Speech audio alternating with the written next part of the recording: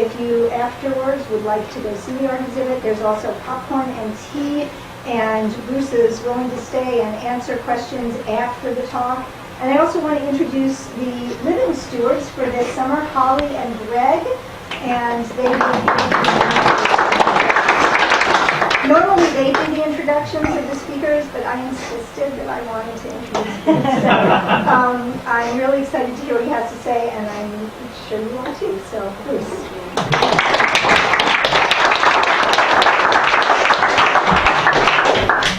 Thank you. It's really just my pleasure and my honor to be here among you. I was delighted that Zoe invited me, and just really excited to be able to come and see this space and to spend time with all of you who are devoted to trying to make the world simpler, less chaotic, more ethical. And yeah, so it was really, and Alka and I like long drives together, so we still give generously. Zoe has been showing us around and taking us hiking, and I don't think either of us had ever been to Maine before, which is really a shame. So we're delighted to be able to tick that off our bucket list as well. So thanks very much for inviting me. Thank you, Zoe, for that kind introduction. So as Zoe mentioned, my name is Bruce Friedrich, and I've been doing progressive activism pretty much since high school. So I'm going to talk a little bit about the Good Food Institute and some of the harms that we're attempting to address. But I want to start by polling the audience. Who here likes spaghetti? It's really remarkable. I've been doing Who Here Likes Spaghetti in front of a diverse array of audiences, and I don't think anybody has ever not raised their hand. Oh, really? Holly does not like spaghetti. All right, well, pretend, but what do you like? Potatoes. Who here does not like potatoes? Okay, well, we have one person who does. Okay, well, Holly, you can pretend this is potatoes. Who would go to your refrigerator, take out 9 plates of spaghetti/potatoes, dump 8 of them in the trash, and eat just the 1 plate of spaghetti potatoes? Would anybody do that? You know, not in this crowd, not in any crowd really. You can give this, I did in fact give this talk at the MIT Sloan School of Management and Harvard Law School and various other places. There really isn't anybody who thinks that, you know, massive waste is a good thing. And yet that's the relationship we enter into when we eat farmed meat. So it takes about 9 calories. The most efficient meat is chicken, and it takes about 9 calories in the form of corn or soy or alfalfa or whatever you're feeding to a chicken. It takes 9 calories into the chicken to get 1 calorie back out in the form of that animal's flesh. And that is just one example of the degree to which our food system is broken, which is what I'm going to spend about the first half of my talk discussing. And the talk is The Future of Protein, Blending Markets and Food Technology to Solve Some of the World's Biggest Problems. So I'm going to start with the problems and how animal agriculture contributes to them, and then I will talk about some of the solutions that we see at the Good Food Institute. So there are 4 problems, and I actually adopted a vegan diet in 1987. And I adopted a vegan diet on the basis of the first problem. I read a book called Diet for a Small Planet. And people read, yeah, it's a pretty high percentage crowd for having read Diet for a Small Planet. And in Diet for a Small Planet, Francis Moore Lappé makes a book-length discussion of what is really a pretty simple argument that we can all grasp, I think, pretty easily, intuitively. So I weigh about 180 pounds. If I do nothing but lay in bed watching reruns of The Apprentice, I'm going to burn like 2,000 calories a day. Except when I get excited, right? When I'm, fire him, Donald, fire him! Right? Then it goes up a little bit. Getting enthusiastic about, you know, what's going on the screen. And I require those 2,000 calories, you know, just to exist. That's what it takes to power my body. That same sort of relationship is true for animals as well. Not that they have, like bad television and lay in bed watching it, but that the vast majority of the calories that you feed to a chicken or a pig or a cow or a farmed fish, the vast majority of the calories that you feed to an animal, the animal expends simply existing. And again, that's chickens are the most efficient animals. It takes 9 calories fed to a chicken to get 1 calorie in the chicken's flesh. It takes about 15 for a pig, 25 for a cow. The vast majority of what you feed to the animal expends simply existing. So, a number of years ago, this guy, Jean Ziegler, who's the global envoy on food to the United Nations, he called biofuels, he said, biofuels are a crime against humanity. And his argument was that about 100 million metric tons of corn and grains are being turned into biofuels, and they're going into our cars. And because those 100 million metric tons of corn and wheat are going into biofuels, the price of corn and wheat goes up, and people starve as a result. So there are roughly 900 million people right now who are in what the United Nations calls nutritional deficit. So nutritional deficit is a euphemism. They're starving. They're not taking in enough calories to sustain basic life functioning. So Ziegler said, while 950 million people are starving, that we would take 100 million metric tons of corn and wheat and turn it into biofuels and drive up the price that prices out people and leads to starvation. That is a crime against humanity. So who thinks he's got a tenable case? Yeah, just about everybody thinks he's got a tenable case. Well, the same United Nations Food and Agricultural Organization report from which he drew the 100 million metric tons of corn and grain found that 756 million metric tons of corn and grain were being fed to chickens and pigs and other farm animals. So more than 7.5 times as much were going into that relationship wherein, at a minimum, 90% of it is completely wasted in powering the animals rather than being turned into flesh. And this doesn't even include the soy crop. 220 million metric tons of soy are also fed to farm animals. So it's literally 10 times as much edible grain is fed to farm animals as goes into biofuels, which we all agreed, could reasonably be called a crime against humanity. This is probably the largest banner that's ever been displayed by It's a Greenpeace banner. If there were a Guinness Book of World Records for largest banner, I think there's not. They should probably petition for one. But that's a person, that's a person. So it's a massive banner in the Amazon rainforest. KFC Amazon criminal, because the Amazon is being chopped down to grow grains and soil, to grow soy, to feed to KFC chickens. And it's not just KFC, it's really across the board. World Watch Institute put it this way: continued growth in meat output is dependent on feeding grain to animals, creating competition for grain between affluent meat eaters and the world's poor. Oxfam simplified it a bit. Eating less meat is a simple way to reduce the pressure on global resources and help ensure that everybody has enough to eat. So one of the big questions in food technology is, it's actually 9.7 billion people. Where are we going to find enough food to feed 9.7 billion people? I mean, the inefficiencies of the market right now are already driving up starvation in a way that is not sustainable, and it's likely only to get worse.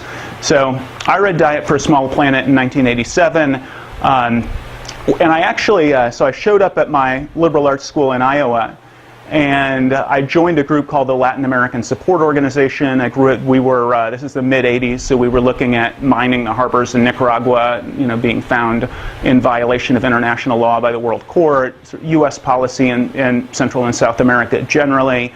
Joined another group called Poverty Action Now. We were doing work with Oxfam International and the local homeless shelter in Des Moines. And even then, the people who ran those groups were vegans for this reason. And that's the thing that did it for me. There's a complementary argument, which is sort of the environment in a more nuanced way. So the inefficiencies of cycling crops through animals make intuitive sense. So does this.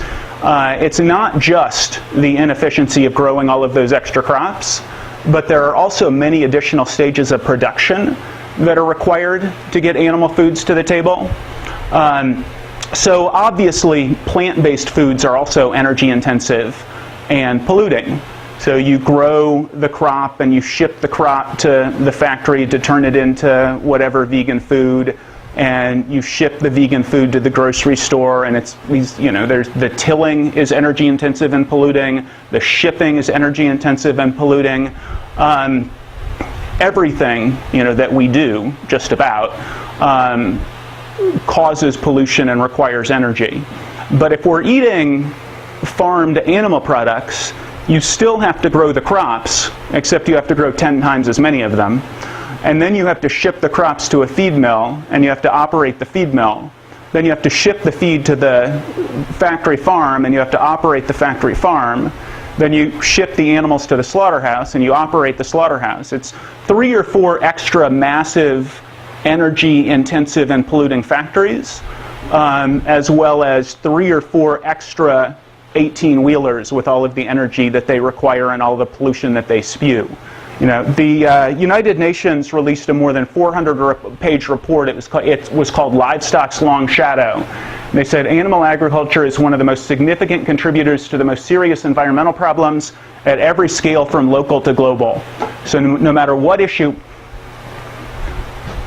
raising animals for food contributes to problems of land degradation, climate change and air pollution, water shortage and water pollution, and loss of biodiversity. And then finally, raising animals for food causes 40% more global warming than all forms of transportation combined. So all of the SUVs, all of the 18-wheelers, all of the jumbo jets, all travel combined, raising animals for food creates more than 40% as much CO2 equivalent, more than 40% as much climate change. So, I could do a many-hour talk just on the environmental consequences of animal agriculture. Just quickly to focus on that last one, which is the thing that environmentalists are most concerned about. Chicken, again, is the least climate change inducing, and on a per calorie basis, chicken causes 27 times as much CO2 equivalent as legumes like soy. And if what you're looking at is protein calories, it causes 40 times as much CO2 equivalent per calorie of protein. But this slide was a little bit prettier before we switched it from one computer to the other, and it had to resync itself. Sierra Club says cutting meat consumption by just 20% is the equivalent of switching from a sedan to a hybrid.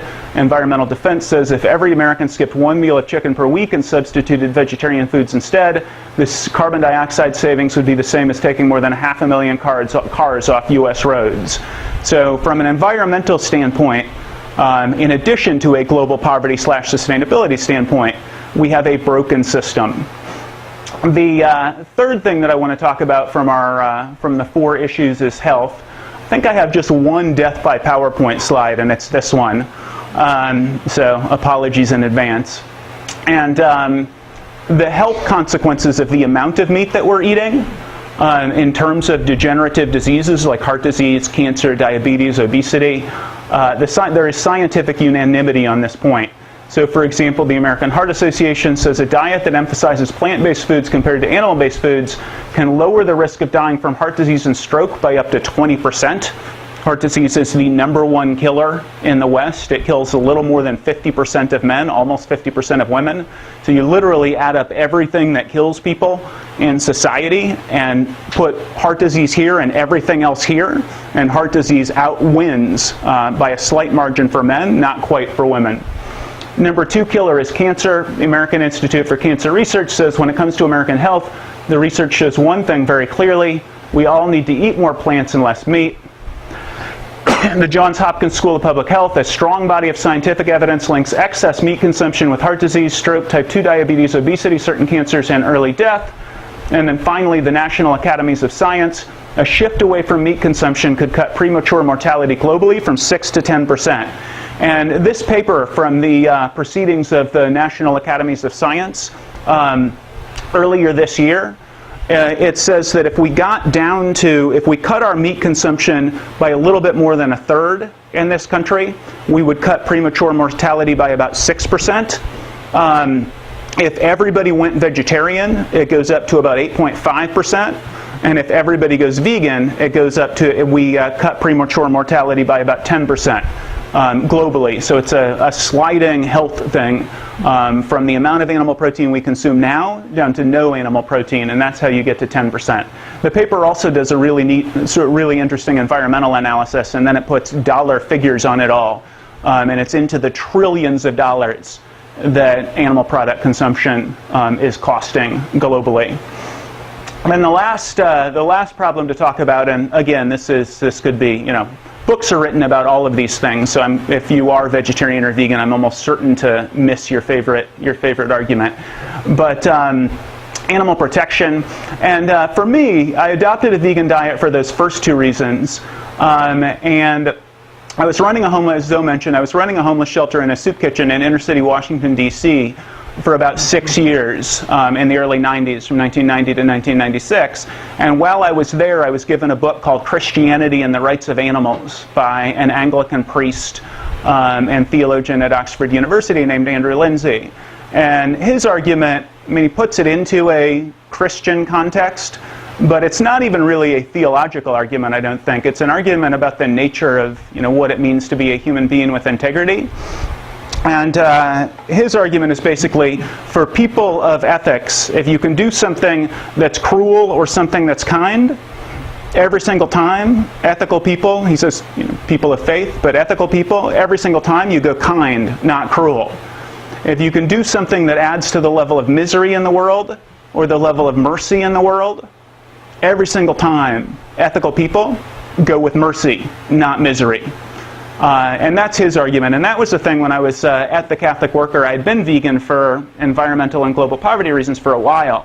And that's the that's the basic argument and that book that drew me to animal protection as a full-time vocation. And it really is the case that the way animals are farmed today is horrific. And I'm not going to go in depth into it, but I found this slide from the Wall Street Journal about 3 or 4 months ago to be pretty interesting. The average market weight of a broiler chicken in pounds from the 1930s to today, it's more than 3 times, and the days per pound have gone from about 45 down to about 7. And the animal's upper bodies are these sort of massive, they've got these massive upper bodies, and you walk into one of these sheds, and chickens are now killed at less than 7 weeks, less than 6 weeks old. And so they're literally babies, and they're cheaping away like babies, and they have these massive, artificially bulked up upper bodies. So this doesn't even capture it. This is just growth weight, but they're also genetically manipulating the animals so that their upper bodies grow extraordinarily quickly. Some researchers at the University of Arkansas said that if a human baby grew as quickly as a modern broiler chicken, she would weigh more than 600 pounds by her 6-month birthday. Imagine that, a human baby, 6 months old, at 600 pounds. The animals are in chronic pain for their entire lives, and they suffer from massive death losses because their organs and their limbs can't keep up with their artificially enhanced bulk. And so their legs cripple out from under them, or their lungs collapse, or their hearts fail, and death losses are just astronomical. And again, that's what the modern meat industry is responsible for. So global poverty, sustainability issues, climate change, environmental issues, various chronic degenerative diseases, and cruelty to animals.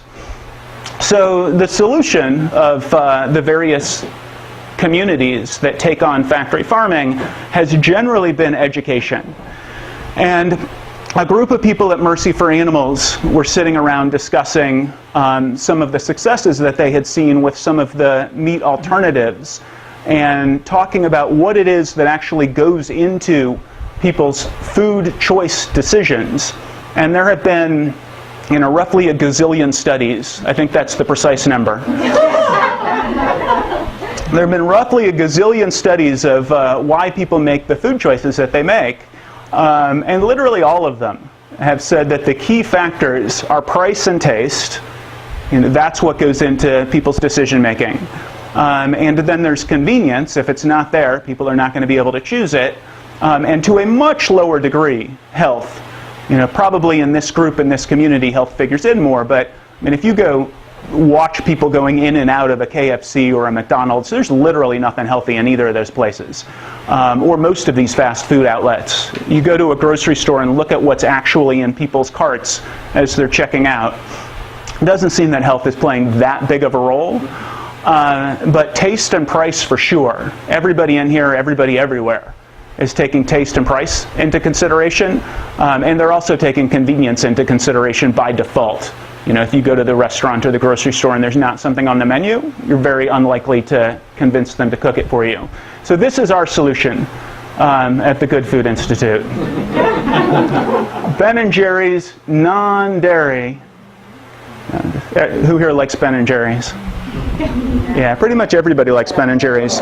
No? Some people don't like Ben & Jerry's? Oh, okay. And if it's too expensive, you're not going to buy it. Everybody likes it because it's tasty and it's not completely out of hand in terms of the pricing.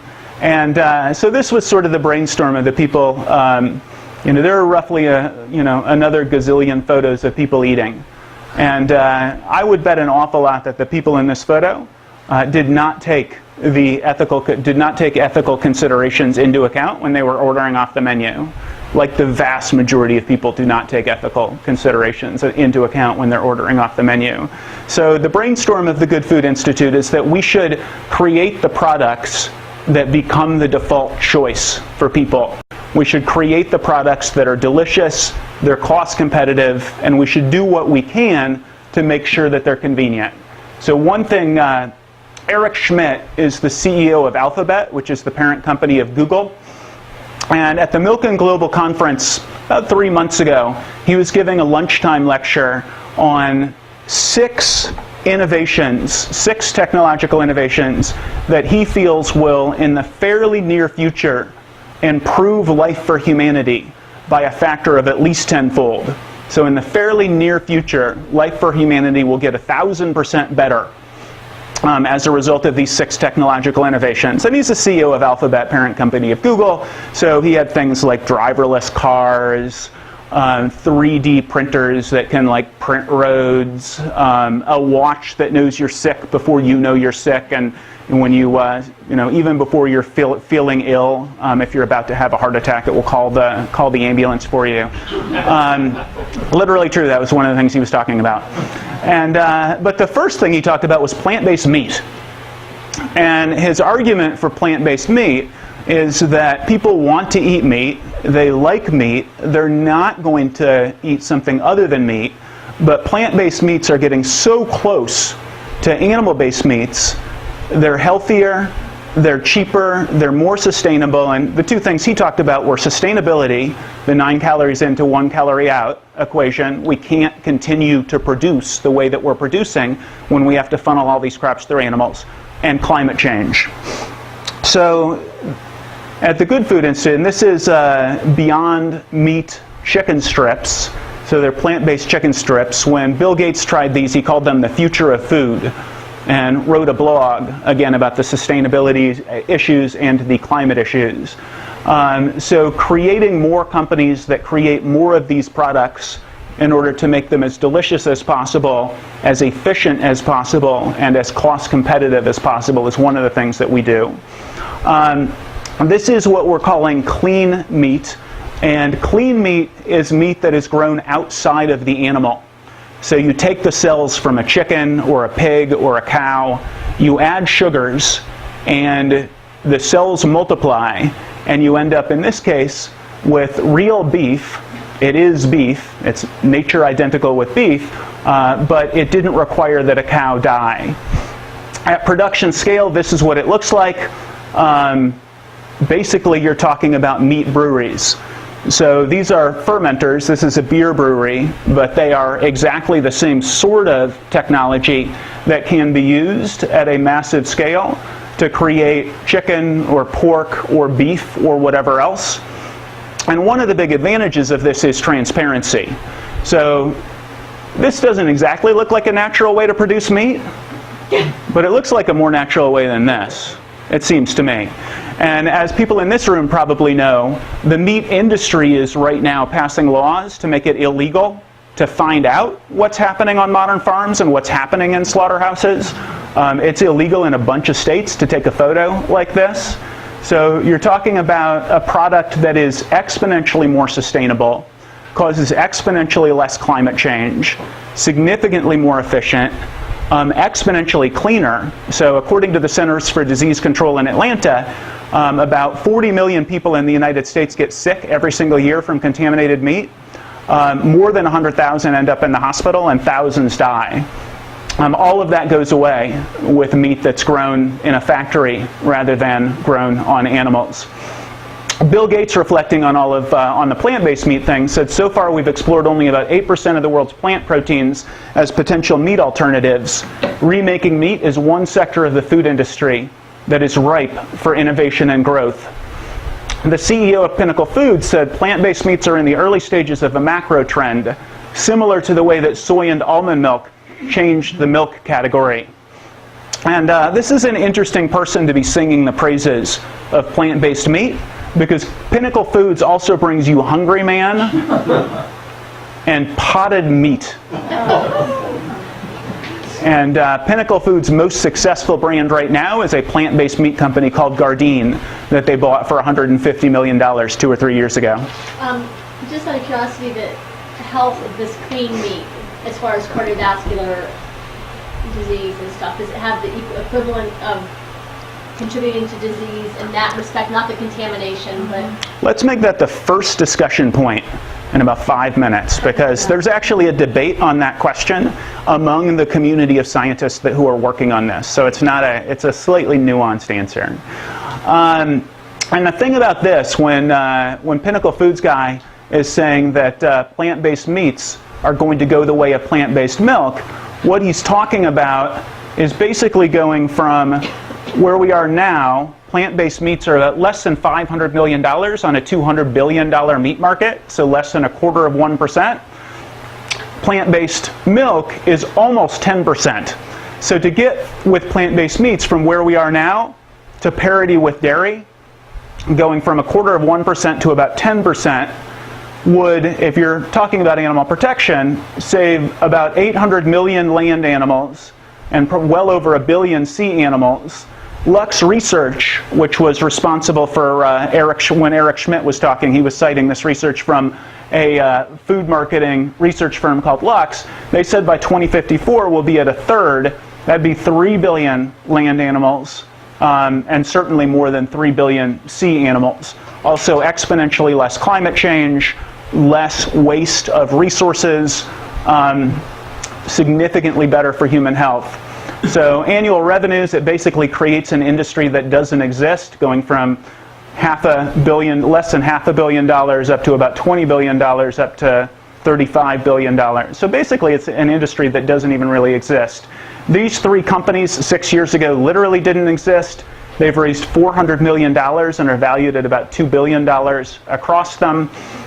And I'm convinced that we're going to that what we're doing with plant-based meat and clean meat is similar to what happened with cars and the horse and buggy. As of about 1895, there were 175 horses in New York City. They were putting out 50,000 tons of manure every single month. And as one history put it, by 1894, American cities were drowning in horse manure and plagued by flies, congestion, carcasses, and traffic accidents. In 1898, they had the first urban planning conference ever, and the only topic on the agenda was, what do we do about the horse manure? And they canceled it after 1 day. They thought the problem was completely insoluble. In 1908, the Model T was introduced, and by 1912, there were more cars than horses on the roads of New York City. And we had new problems, but this problem was almost solved. I think that we're going to do the same thing by getting rid of animal-based meats or substituting out significant amounts of animal-based meats and moving toward plant-based and clean meats.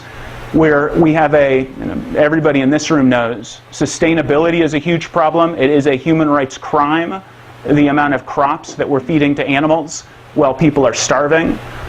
Climate change is an existential threat, and animal products, the best of them, cause 40 times more climate change per protein calorie than legumes like soy. So these are really big problems, but creating alternatives and creating markets for alternatives is one of the solutions, and it is also the future of protein, which is the focus of the Good Food Institute, where I work. Thank you.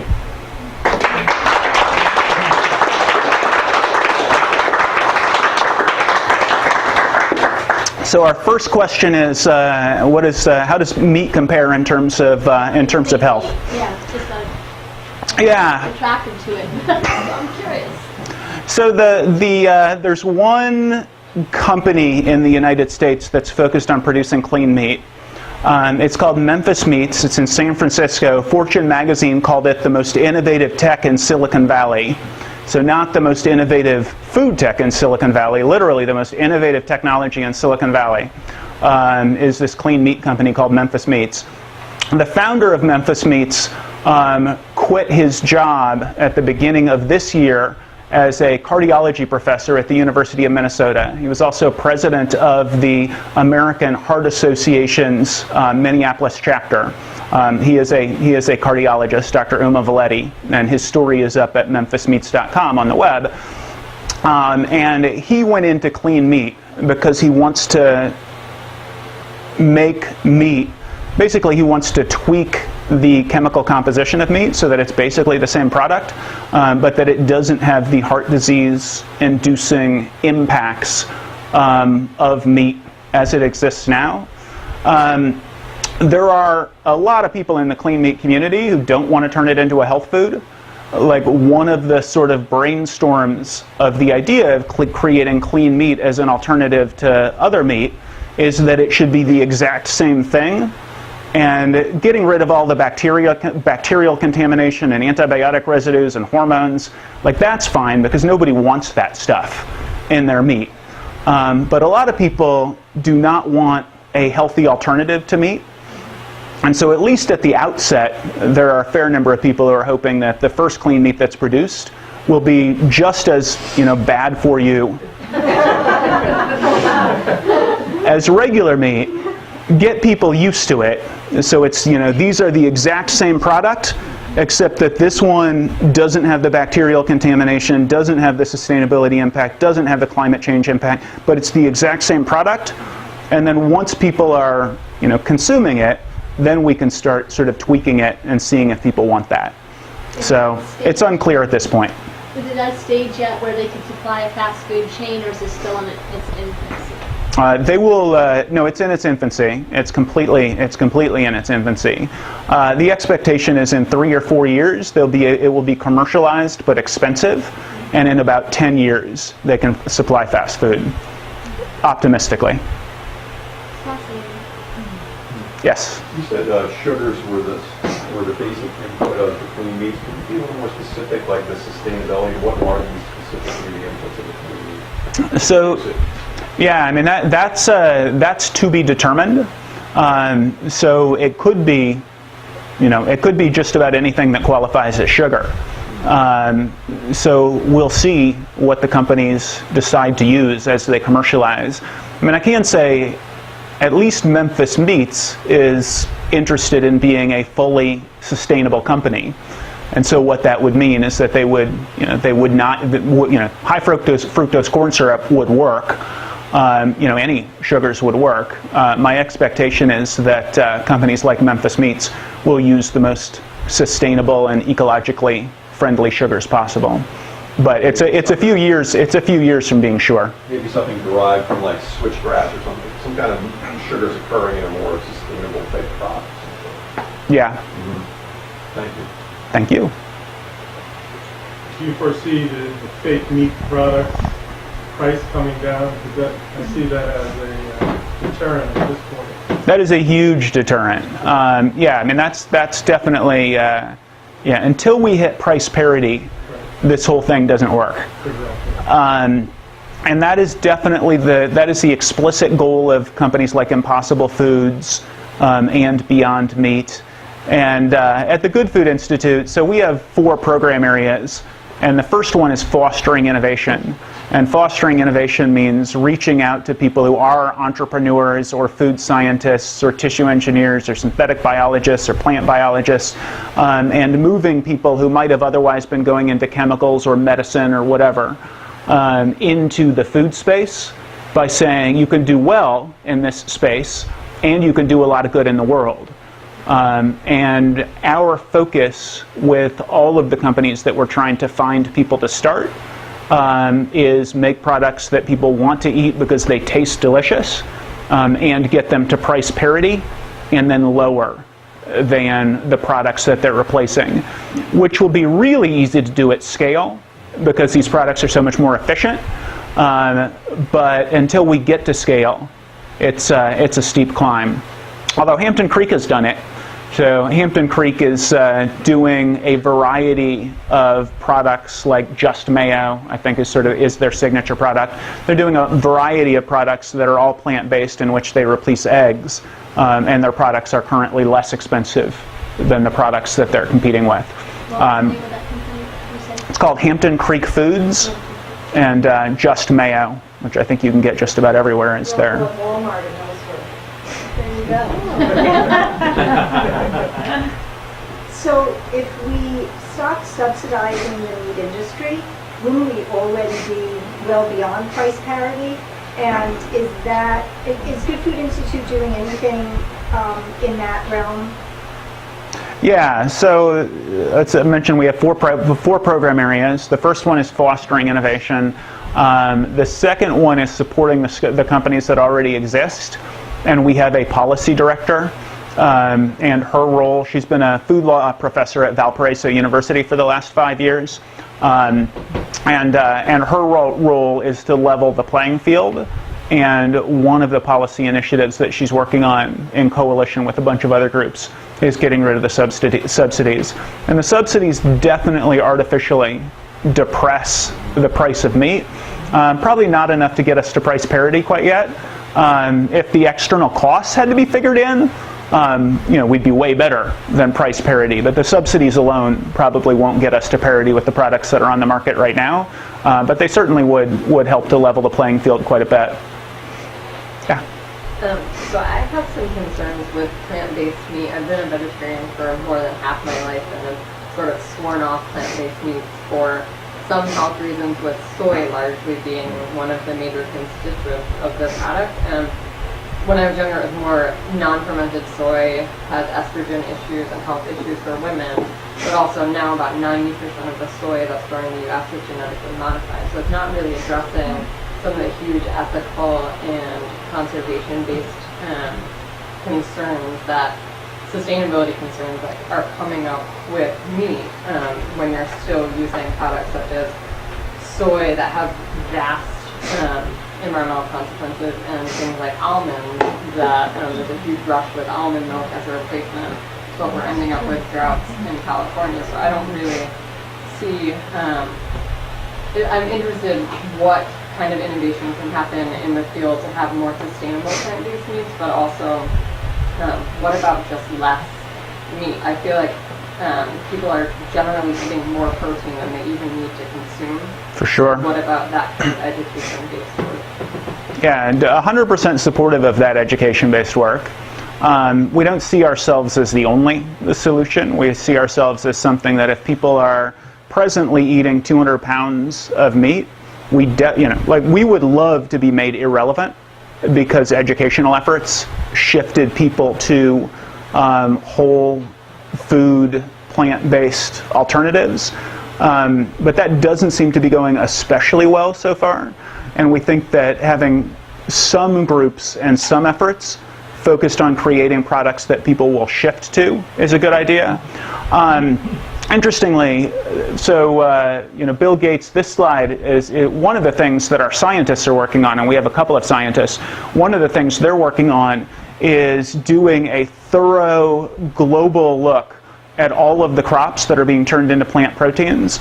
And Bill Gates saying we've only explored 8% of the world's plant proteins as potential meat alternatives gives us great hope. And already, I mean, my organization has existed for 6 months, and we've already discovered people in Scandinavia using oats and turning oats into plant-based meats. In Japan, they're turning rice into plant-based meat. The hottest plant-based meat company in Europe is called Vegetarian Butcher, and they're using lupin, which is a feed crop, which means it's probably dirt cheap. Nobody's doing that here. If we had been having this conversation just 3 or 4 years ago, none of us would have thought of pea protein to be turned into plant-based meats, and that's what Beyond Meat is using. That's what Hampton Creek is using for their eggs. That's what Ripple, which is the hottest plant-based milk right now, is using pea protein. So we are absolutely excited about and committed to finding the crops that are not GMO, the crops that are sustainable, the crops that are healthiest, and using those crops. Although I will say, for people who are, like, we are not a to-consumer organization. For people who are already vegetarian, we don't care if you eat this stuff. Like, what you eat, we don't care at all. We would rather that you were eating legumes and nuts. For people who will cut back, that's great. This is literally just for people who insist on eating meat, creating an alternative that is delicious and cheaper and healthier. And a big part of that is like a big part of our entrepreneurial push and our scientific push is finding other crops that are even healthier than the crops that are being used now. Up here and then here. You are in Maine, and fisheries are under stress here, and then we have fish farms. So I'm wondering if there's been any attention to changing that industry through this kind of technology. Yeah, I mean there are. We're in the process of starting a plant-based fish company, and there's somebody in the UK who's looking at a clean fish company. So those, it's even more nascent than everything else, but those are definitely significant concerns. Environmentally, obviously, both commercial fishing and aquaculture are an environmental nightmare, not dissimilar from what I was talking about here in terms of resource inputs and in terms of pollution. And we are absolutely committed to reforming all aspects of animal agriculture, and that includes sea animals. And yes? It would seem that once one or more products or plant-based products are identified, they would be grown in large quantities, and that would lead to using pesticides and other inputs that are both not sustainable, not healthy. So how do you guard against the normal progression of big agriculture toward that kind of agriculture instead of organic agriculture? Yeah, I mean I guess it goes back to we absolutely don't see plant-based and clean alternatives as a panacea. We see them as a huge plus over what's happening now. So as I'm sure you know, if something is a feed crop, it can be genetically modified in ways that it can't be genetically modified if it's not a feed crop. So there was a scandal some years back over corn that they thought had made it into human food, and it was a GMO corn that was acceptable to be fed to farm animals, but not acceptable to be fed to human beings. Similarly with pesticides and herbicides, if it's a feed crop, which is about 70 to 80% of the crops that are the grains and soy and other things like that are grown are feed crops. The pesticides and herbicides and GM issues are significantly worse than if you're going to turn them into plant-based foods. So it's an issue that we are talking with companies about and would like to see addressed. It's an issue where we're going to lose some battles. I have no doubt. I mean, this is markets. I can say that the people at Impossible Foods and Beyond Meat and Hampton Creek, the companies as they exist now, are passionate about these issues. But at some point, these companies are going to end up like Gardein did. They're going to be bought by mega food conglomerates. And we're going to have these problems and issues just like we have them across the rest of the food industry. But still less.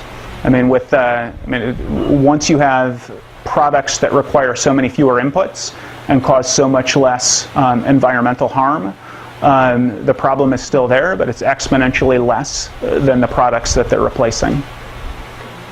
Yes? Can I ask how confident are you that these ethical companies who produce food and meat replacements will survive? How many do you think, because you just mentioned there, more than likely if they do well, if they start to become financially feasible, the bigger companies will just swoop in and consume them. I think it's... How confident are you that the innovations will have impact? Well, I'm very confident that the products will survive. So you look at, I think plant-based milk is going to be instructive. And 15 years ago, plant-based milk was at 0. Now plant-based milk is at 10%. And in no small part, that's because plant-based milk was purchased by animal-based milk and got a mega marketing promotion boost as a result. We saw Boca being bought by Kraft and sales skyrocketed. We saw Gardein, sales haven't skyrocketed, but they were bought by Pinnacle, and that's Pinnacle's most successful division. So I agree with people like Eric Schmidt and Bill Gates and others who are investing in this space that this is the future of food. For how long will it? Ben & Jerry's obviously was purchased by Unilever. I think that sort of thing is likely to continue with these companies, and then it's a question of working with the company founders to do what Ben & Jerry's did and try to retain some of the control in order to try to not become just a part of a mega food conglomerate and retain the idealism that the founders have going into it. Because all of these companies are run by people who are idealistic and are trying to make the world a better place through food technology. Hopefully we can retain as much of that as possible. What are your thoughts about long-term, I guess the best way to put it is dent into the amount of food that's being fed to animals to raise them? Because if you still have 9 calories of dubious crops being fed to animals all the time for 1 calorie of human consumption, and then you prop up a niche market of crops grown to make plant-based meat, the net would actually be bad. It would be destructive in the short run. Well, I don't think so. If people shift from eating animal-based meat to eating plant... Question: what are your thoughts about producing a net decrease in input, output calories? Do you follow what I'm saying? I don't. So you have these statistics about how inefficient it is to feed animals. Right. That's still going to happen while plant-based meat is being produced. Well, the idea of plant-based meat is that, as with plant-based milk, people will shift from animal-based meat to plant-based meat. So, for example, right now, 10% of dairy is plant-based, which means that 10% fewer cows are required, 10% less methane emission, 10% less, I think it's about 15 calories in. So the net is less than it was however many years ago they first did that study? They're less calories? The per person is significantly less. Okay. And that's exactly, people aren't just going to eat plant-based meat and not substitute it for something. So the goal of the companies is that we will displace animal-based meat with plant-based meat and clean meat, and as a result, we'll see significant benefits for climate and environment generally, global poverty and sustainability generally, human health, and animals. Anybody else? Yes. In speaking with a lot of young people, I seem to get a lot of argument about the free grazing chickens and free grazing animals, that they're not on the corporate farms, and obviously I take it to the ethical level, but it's hard to argue these other points with people who have that argument that it's okay because we're not growing crops for this animal, they're just free grazing in the backyard basically. I mean, not in the Maine winter. Well, they obviously the hay and the grain comes locally, so they feel that kind of counteracts the corporate.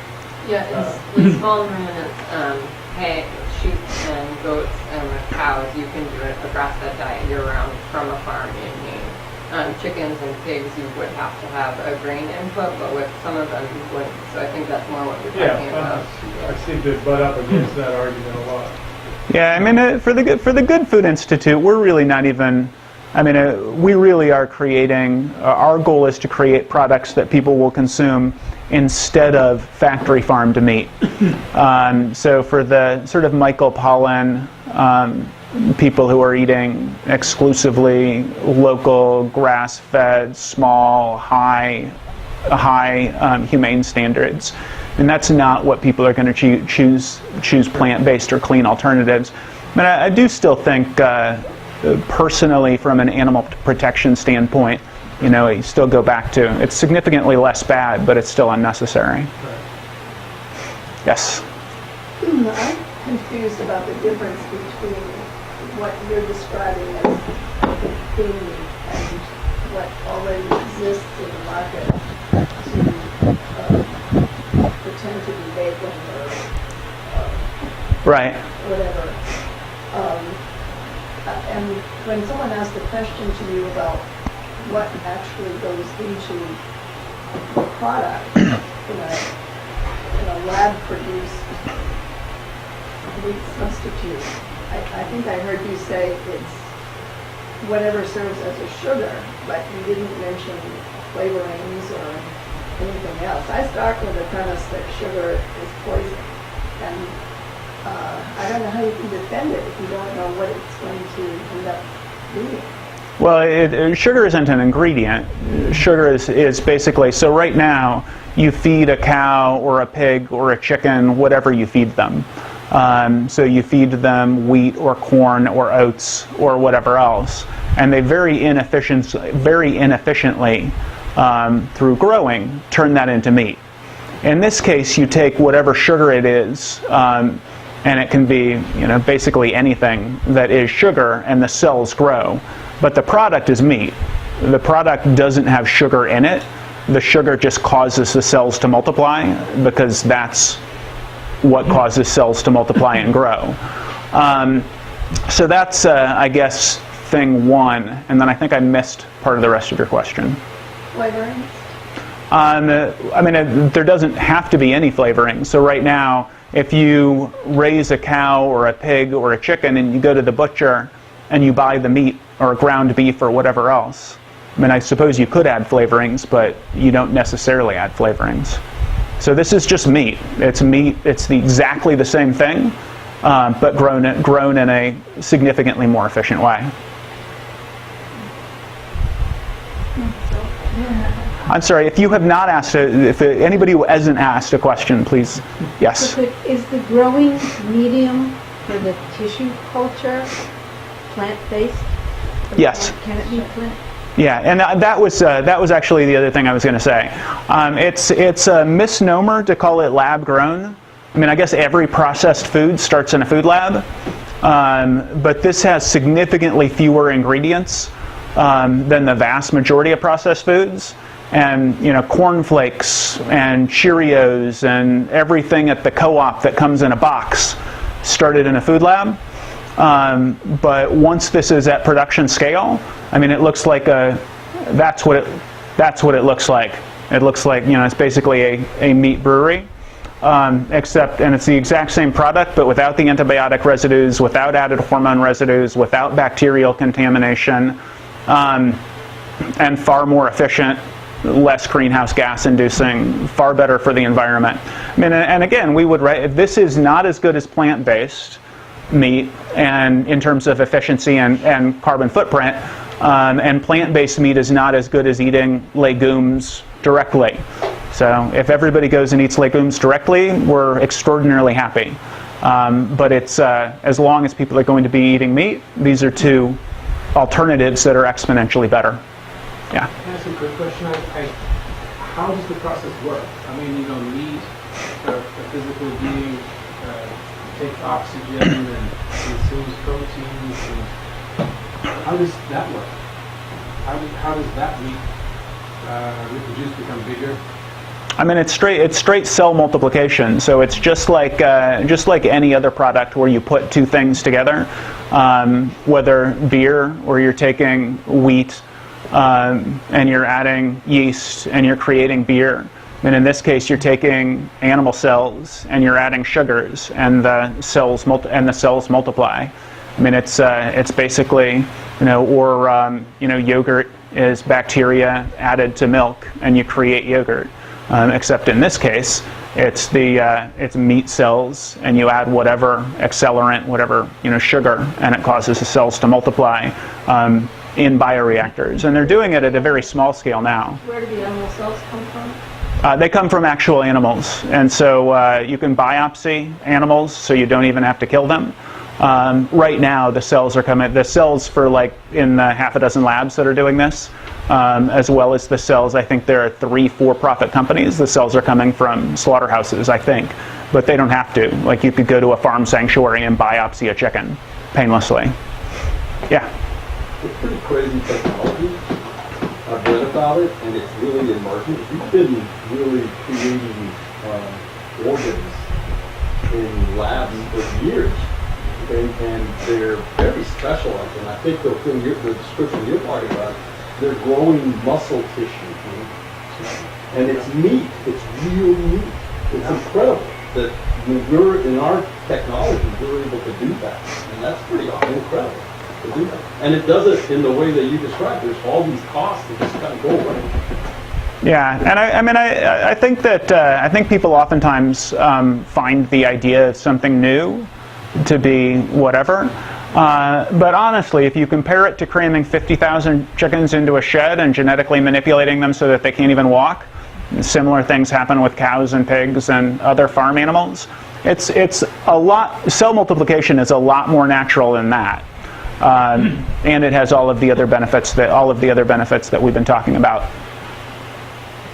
Has the technology advanced to the point where you have in your hands a piece of meat? It's ground meat right now, but yeah, so you can do hot dogs and hamburgers and chicken nuggets and meatballs. And it will get to the point at which they're actually doing muscle tissue, like steak or whatever. But ground meat, you'd have to have small particles of meat. Right. Yes. Is the FDA going to have to ever approve this? Has it been run by them yet, or? So that's another thing that our policy director is looking at. I mean, I've talked to a bunch of food lawyers, and everybody thinks that it should be. I mean, under the current regulatory regime, they have what's called generally recognized as safe, and so it's a nature identical product, which means that they can't not approve it. Although the regulatory oversight regime is uncertain at the moment because meat is regulated by USDA under the Federal Meat Inspection Act, and that assumes a slaughterhouse. All other food is regulated by FDA under the Food, Drug, and Cosmetics Act. So who precisely will regulate it? Because there's no slaughtering going on. Exactly. Right.